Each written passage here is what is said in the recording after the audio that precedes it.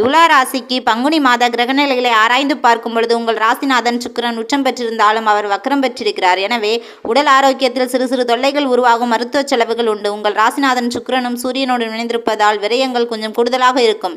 இந்த நேரத்தில் சுப விரயங்களை மேற்கொள்வது நல்லது. வீடு கட்டுவது, பிள்ளைகளுக்கு கல்யாணம், சிறுவரிசை பொருட்கள் வாங்கி குவிப்பது என்று சுபவிரயங்களாக மாற்றிக்கொள்ளலாம். பங்குனி மாதம் 27ஆம் தேதி புதன் மீண்டும் மீன ராசிக்கு செல்கிறார். அங்கு நீச்சம் பெற்று சூரியனோடும் சுக்கிரனோடும் இணைந்து சஞ்சரிப்பதால் எதிர்பாராத விதத்தில் நல்ல மாற்றங்கள் வரும்.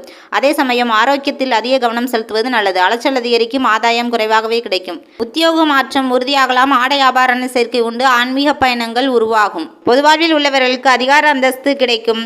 மாணவ மாணவிகள் படிப்பில் கவனம் தேவை. பெண்கள் தான் உண்டு தான் வேலை உண்டு என்றிருப்பது நல்லது. விரயங்கள் அதிகரிக்கும் நேரம் இது என்பதனால் இம்மாதம் வெள்ளிக்கிழமை தோறும் திருமகள் வழிபாட்டை மேற்கொள்ளுங்கள் நண்பர்களே. உங்களுக்கு பிடிச்சிருந்தா கமெண்ட்ல சொல்லுங்க, லைக் பண்ணுங்க, ஷேர் பண்ணுங்க, சப்ஸ்கிரைப் பண்ணுங்க. Bye bye from Sakthi Siva.